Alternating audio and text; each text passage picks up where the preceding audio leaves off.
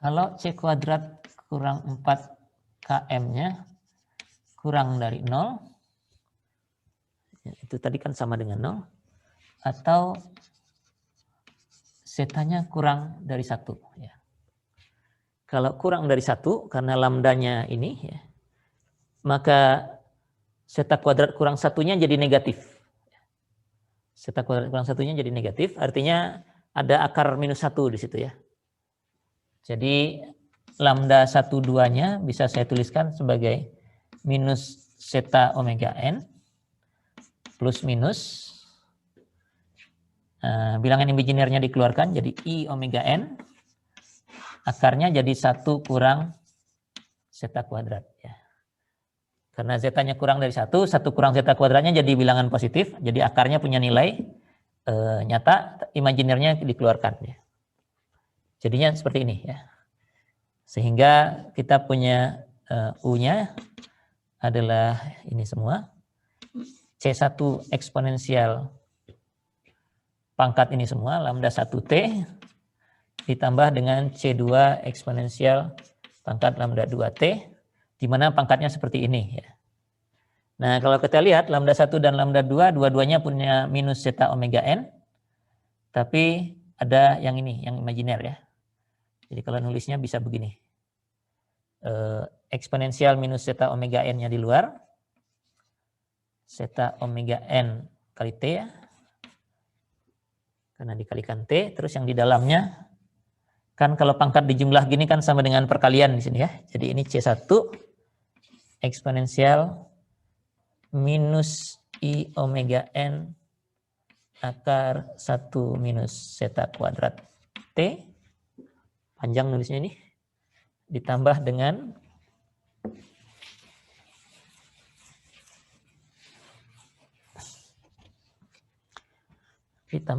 C2 eksponensial yang pertama positif tadi ya. Tambah dulu, yang keduanya yang kurang ya. Jadi ini positif, terus ini minus I omega n akar 1 minus zeta kuadrat. Ya. Tutup kurung.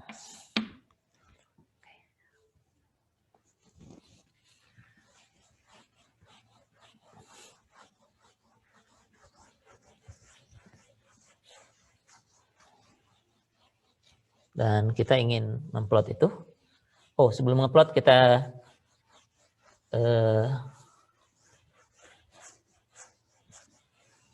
lihat dulu. Ini mirip dengan yang kita kerjakan di minggu lalu ya. Murni eksponensial pangkat bilangan imajiner, nggak ada bilangan nyatanya di sini. Bilangan nyatanya udah kita keluarkan di sana. Jadi eksponensial pangkat positif imajiner tertentu ini argumennya semua yang lainnya sama ya. I omega n akar 1 kurang zeta kuadrat, ini ada T-nya ya. Ada T karena ada T di sini ya. Jadi argumennya sama, hanya satu positif imajiner, yang satu negatif imajiner, jadi persis sama dengan yang kemarin ya. Artinya ini kita bisa ubah jadi A kosinus omega n akar 1 kurang zeta kuadrat T ini, ditambah dengan B sinus dari bilangan yang sama ya. Jadi ini bisa dituliskan sebagai yang di luarnya tetap eksponensial minus zeta omega n kali T, yang di dalam tanda kurungnya bisa jadi kosinus, yang panjang itu saya ganti jadi omega dt tambah B sinus omega dt, di mana omega d-nya itu adalah omega n kalikan akar 1 kurang zeta kuadrat. Jadi gini ya. Solusinya jadinya seperti ini bentuknya. Dan kalau kita gambarkan,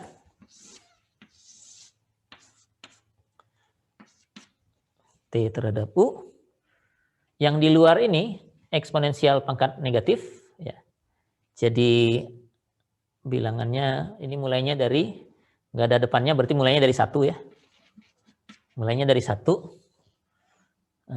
Mungkin naik, mungkin juga turun, tergantung dari nilai zeta dan omega n-nya sebenarnya. Kalau ini negatif tapi kecil, dia naik dulu, tapi kalau tidak turun ya. Jadi misalnya gini aja lah.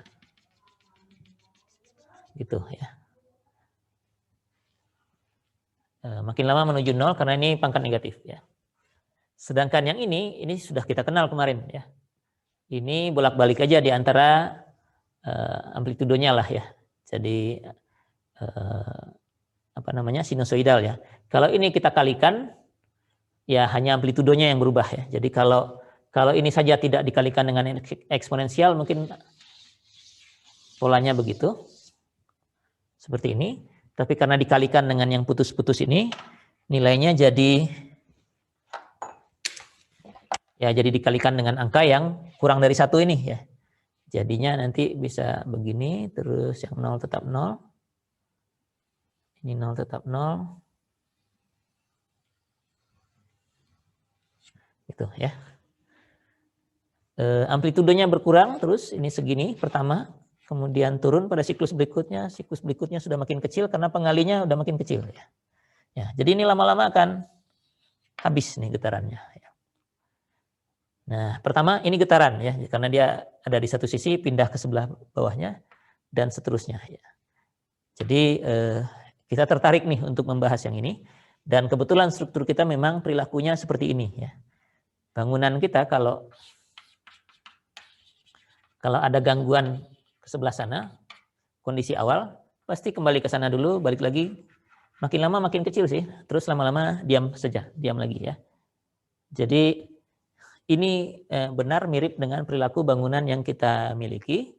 Jadi kondisi ini akan terpakai oleh kita ya. Jadi yang ketiga ini yang cocok dengan bangunan-bangunan yang ada di kita ya. Nah, ini kasusnya adalah zeta kecil dari 1. Jadi getaran ini disebut apa namanya? Getaran bebas. Ini sudah getarannya ya, solusinya ya, responsnya. Kalau yang tadi kan persamaan geraknya ya. Teredam. Tapi teredamnya sedikit ya. Karena zetanya kurang dari 1 ya. Kalau redamannya terlalu besar, dia nggak berosilasi ya. Teredam sedikit itu istilahnya ini sedikit gitu ya. Istilah Inggrisnya itu underdam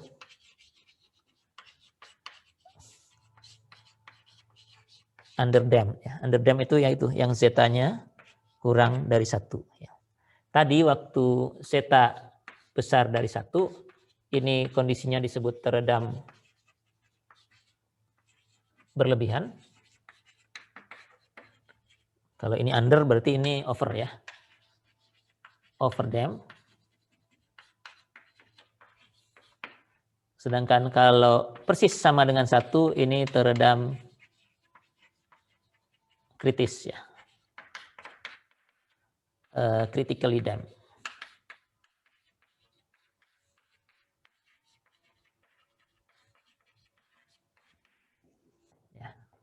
Ini damp ya, masih kelihatan damp, teredam ya. Dan bangunan kita umumnya kondisinya underdam ya. Teredam kecil karena masanya besar ya. Diperlukan redaman yang besar sekali untuk membuat bangunan kita menjadi critical atau overdam. Dan itu tidak mungkin ya. Pada bangunan-bangunan yang nyata yang kita punya sekarang ini saja, nilai zeta itu mungkin sekitar 0,02 sampai 0,05 cuma ya. Bahkan 0,1 pun tidak ya. Ya, orang-orang sudah mencoba meneliti berapa sih besarnya redaman yang ada di bangunan, rasio redaman yang ada di bangunan. Angkanya sekitar segini saja ya. Antara 2/100 sampai 5/100. Kecil ya. Jadi dengan 1 itu jauh ya. Batasnya kan kritisnya 1, terus kalau mau berlebihan lebih dari 1, masih jauh ya. Dan tidak mungkin tercapai.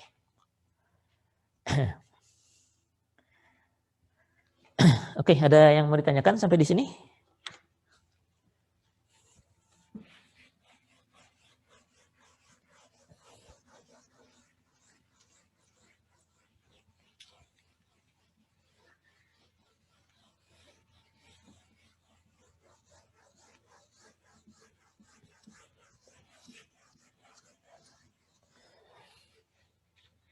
Nah, jadi kalau kita rekap, ini kan cuma cara mencari solusinya ya. Kita kan perlunya kalau ada persamaan geraknya, kita pengen solusinya, dan solusinya sudah dapat nih. Ya, ini solusinya kan. Jadi tadi persamaan geraknya, persamaan gerak bebas teredam.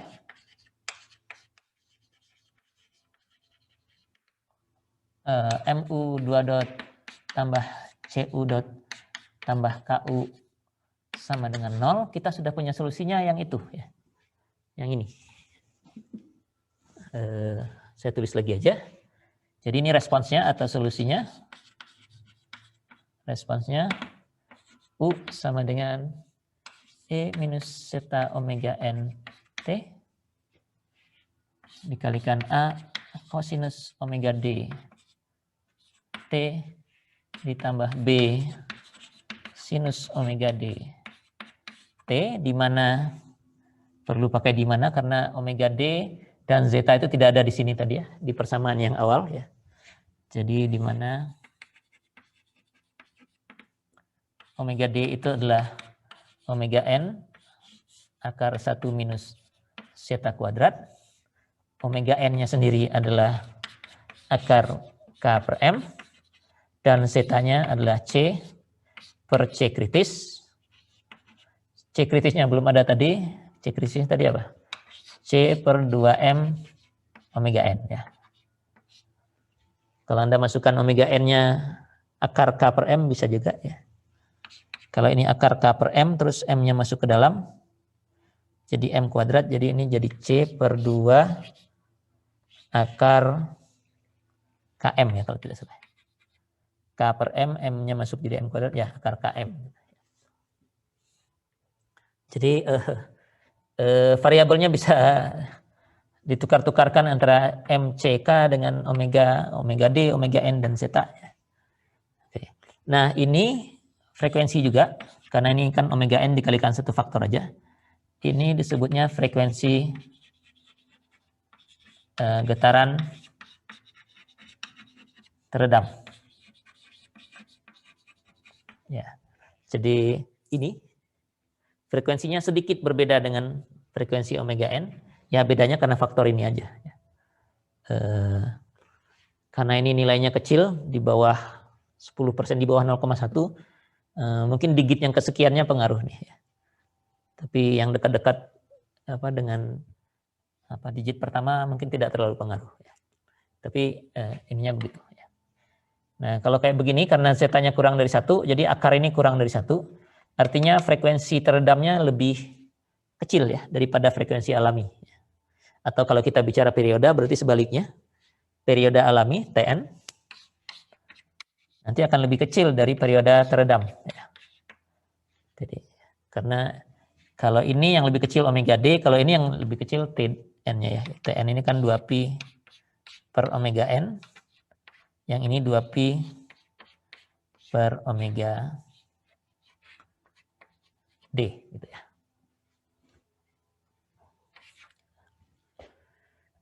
Nah, jadi kalau begitu persamaan gerak ini juga bisa saya tulis dalam variabel zeta dan omega ya. Ini itu ekuivalen dengan kalau saya bagi dengan M semua, kita punya U2 dot tambah C per M. C per M itu kalau lihat di sini, C per M itu 2 zeta omega N ya. Jadi 2 zeta omega N U dot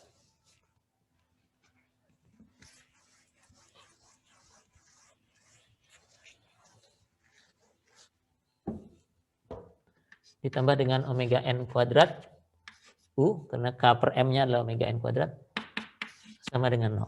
Ya. Jadi persamaan gerak ini sama dengan persamaan gerak ini, sama aja. Ya. Hanya ditukar variabelnya saja.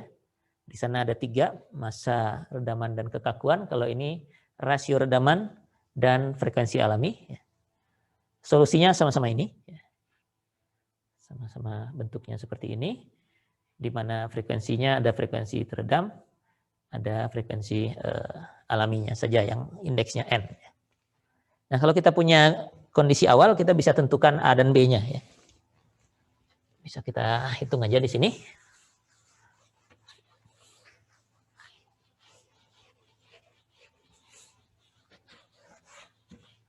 Misalnya kondisi awalnya sama seperti sebelumnya.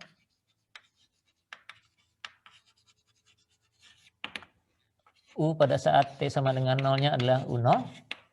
Dan U dot pada saat T sama dengan 0-nya adalah V0. Ya. Jadi kalau U0 sama dengan 0, kita masukkan 0 ke sini.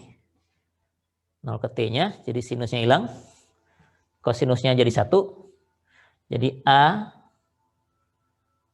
ini kalau kita masukkan 0 juga jadi 1, A aja ya. A sama dengan U0 jadinya ya. Jadi yang ini akan menghasilkan A sama dengan U0 juga ya. Sama dengan kasus tanpa redaman juga A-nya sama dengan U0 ya. Nah, kalau U dot kita perlu turunkan dulu ya. Wah, ini nurunkannya lumayan ya. Kita turunkan dulu di mana ya? Di bawah ini aja ya, karena ininya masih perlu. Ini kan keterangannya ya. Variabel-variabelnya. Kalau Anda sudah nyatat atau nanti kalau di rekaman tinggal dilihat lagi aja. Kita perlu menurunkan ini untuk mendapatkan kecepatan.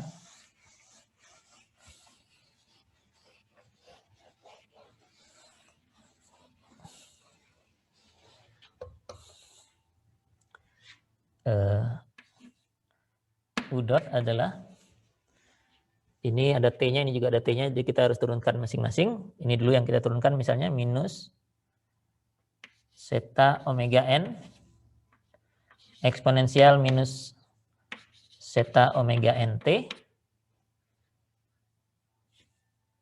Dalam kurungnya sama semua. A kosinus omega dt tambah B sinus omega dt. Tutup kurung. Ini baru yang pertama. Terus ditambah dengan eksponensial minus zeta omega nt. Ini diturunkan jadi minus A omega D sinus omega dt ditambah B omega D kosinus omega dt. Ya ini bisa disederhanakan kalau mau disederhanakan, karena ini kan sama nih ya, koefisiennya bisa masuk. Atau kalau enggak, kita bisa mulai masukkan saja U dot 0-nya. Jadi kalau mungkin disederhanakan dulu lah. Jadi di luarnya tetap eksponensial minus zeta omega nt ini. Nah, di dalamnya ini ada cos omega d, sin omega d, sin omega d, cos omega d. Jadi kita pengen tetap ada cosinus omega dt di sini. Ini kurungnya pakai kurung siku gitu aja. Nah, pengalinya cos omega dt. Di depannya ada, di sini ada ini. Wah, nggak muat. Cosnya pindah sana dulu. Atau kita mau yang cos dulu aja. Jadi semua koefisien yang koefisien cos kita ambil.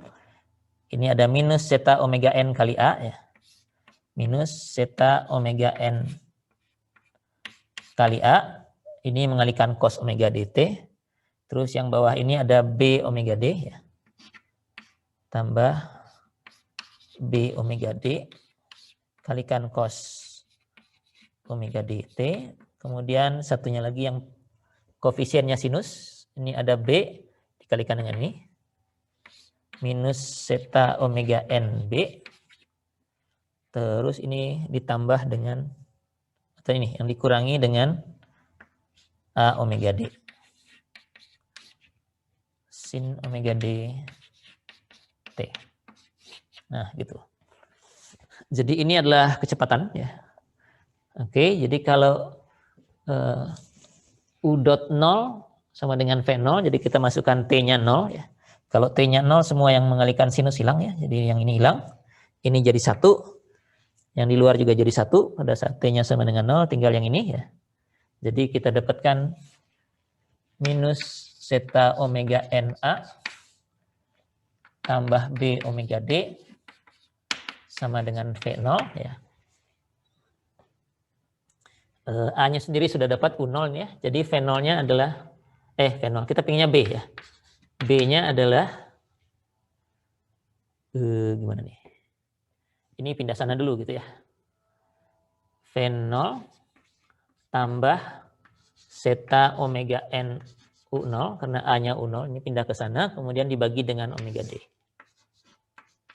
Nah, ini. Jadi A-nya ini, B-nya ini, sudah diturunkan jadi tinggal dipakai ya. Jadi A-nya Anda bisa masukkan U0 di sini. Ini U0. Terus semua yang ini ditaruh di B ini. V0 tambah zeta omega N U0 dibagi dengan omega D. Oke, saya kira hari ini sampai di sini. Jadi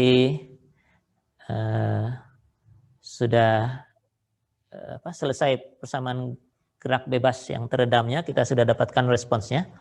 Ini nanti akan kita pakai terus menerus ya. Jadi kalau ketemu persamaan gerak ini langsung tulis saja jawabannya ini ya. Responsnya pasti ini dengan A dan B-nya juga. Kalau kondisi awalnya ada bisa diganti langsung dan kita tinggal analisis ya.